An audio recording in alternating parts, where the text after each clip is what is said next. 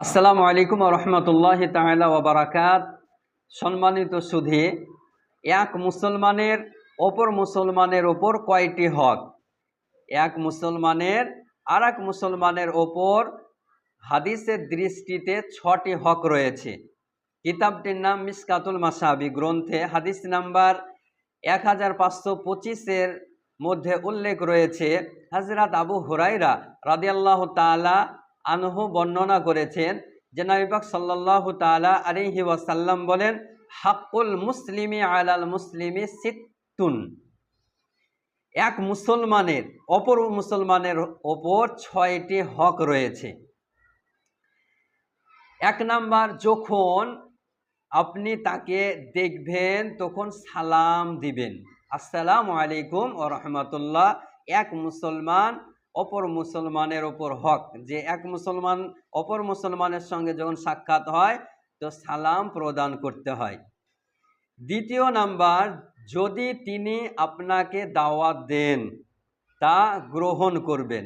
এক মুসলমান যদি আপনাকে দাওয়াত করেন তো দাওয়াত কবুল করা এটা ইসলামের হক, এক মুসলমান অপর মুসলমানের হক। 3 নাম্বার, যদি তিনি আপনাকে পরামর্শ চান আপনি পরামর্শ দিবেন। 4 নাম্বার, যদি তিনি হাঁচি দেন আলহামদুলিল্লাহ বললে আপনি ইয়ারহামুকুমুল্লাহ বলবেন। নাম্বার 5, যদি তিনি রোগে পড়েন অসুস্থ হয় তাকে দেখতে যাবেন। এটা হলো মুসলমানের হক। 6 নাম্বার, যদি তিনি মারা যান আপনাকে তার জানাজায় অংশগ্রহণ করতে হবে। এই 6টি এক মুসলমানের অপর মুসলমানের উপর হক।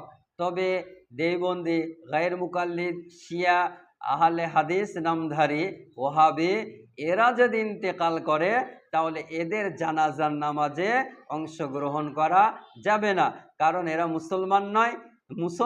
মুসলমানের ওপর 6টি হক রয়েছে।